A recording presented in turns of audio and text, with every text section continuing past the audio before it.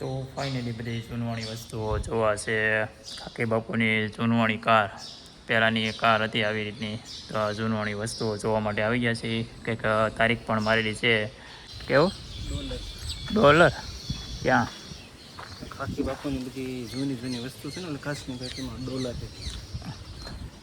તો ફાઇનલી અમે લોકો નાનદેશ બાપુએ પહોંચી ગયા છીએ ને આ છે ગેટ. સતરાની અંદર આવેલો છે આ ગેટ. અત્યારે જો નાનદેશ બાપુએ પહોંચી ગયા છે ને હવે અહીંથી થોડુંક જ દૂર છે, 1 કિલોમીટર. તો ચાલો મળીએ મંદિરે જઈને. તો કન્ટિન્યુ વોચ કરજો વિડીયો. તો ફાઇનલી અમે લોકો પહોંચી ગયા છીએ નાનદેશ બાપુના મંદિરે અત્યારે. અને વિશાલભાઈ જો અત્યારે ખાય છે હિસકા. તમને લોકોને પહેલાં બતાવી દઉં છું બધી જગ્યાએ ને હું ડેકોરેશન બધું કે અહીંયા જો મંદિર સરસ મજાનું છે નાનદેશ બાપુનું. ને વિશાલભાઈને તો અત્યારે મેં કીધું હાલો પહેલાં દર્શન નહીં કરવા દો હતો કે પહેલાં ખમોની થોડી વાર મને થોડો પવન ખાઈ લેવા ગયો ને હિસકા ખાઈ લેવા ગયો. તો જો નાના છોકરાની ઘરે હિસકા ખાવા પડે છે. તો હિસકા ખાવાનું હિસકા ખાવાનું તો હોય ગયા,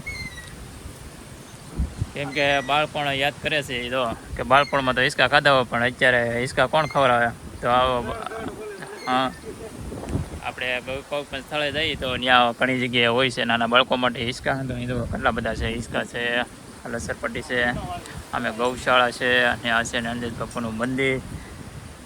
તો અમે લોકો હજી દર્શન કરવા નથી ગયા છીએ ને હવે જવાનું છે દર્શન કરવા માટે.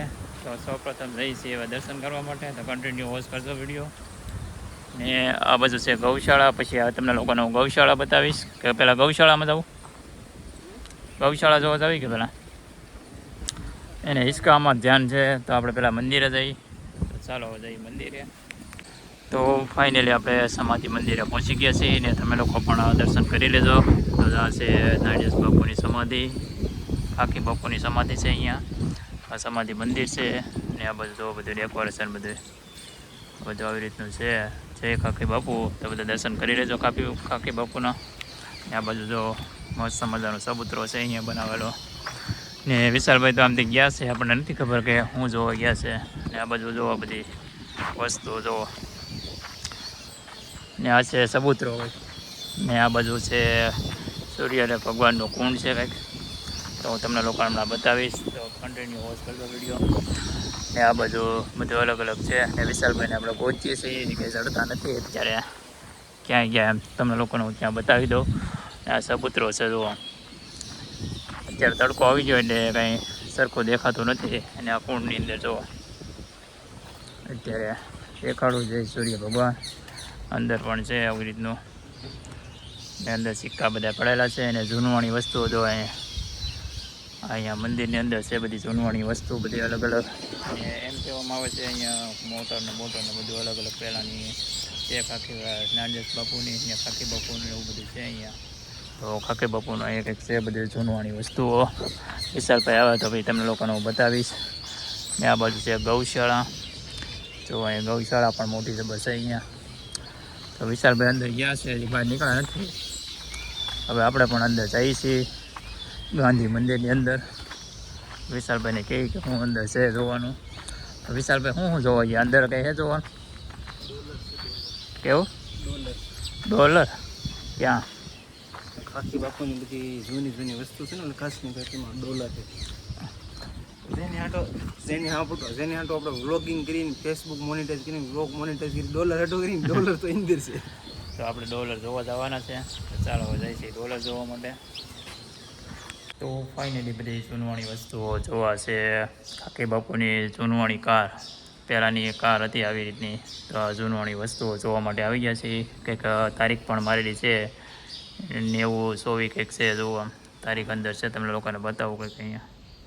જો અહીંયા 90 24 લખેલું છે, 9024. તો આ બાજુ ડોલર જોવાના છે. વિશાલભાઈ આમ જગ્યાએ છે જોવો. તો બધા દર્શન કરી લેજો નાનદેશ બાપુના. તો આ છે નાનદેશ બાપુના. દર્શન કરી લઈએ આપણે ને આપણે પણ દર્શન કરી લઈએ ને તમે પણ દર્શન કરી લેજો બધા. આ બાજુ બધું શરણ પગલાં ને એવું બધું છે આ બાજુ બધું. ને સામે ખોડિયારમાંનું મંદિર છે. આ બાજુ બધું જૂનવાણી બધી અલગ અલગ. ને આ બાજુ જોવો બધી જૂનવાણી બધી વસ્તુઓ અંદર. બધી તરવાડો ને એવું બધું અલગ અલગ જૂનવાણી વસ્તુઓ છે. તો ફાઇનલી અમે લોકો જોઈને રહ્યા છીએ જૂનવાણી વસ્તુઓ બધી, અંદર ડોલર ને એવું બધું અલગ અલગ ને જૂની કાર ને એવું બધું નાનદાસ બાપુનું છે બધું, જૂનો ખજાનો બધો. ને આ બધું સરસ મજાનું મંદિર છે, આ બધું નાનદાસ બાપુની સમાધિ ને મંદિર. કેવું? હા જોવો. તો હવે વિશાલભાઈ પાણી પી લઈએ હવે ને પછી નીકળીએ આપણે.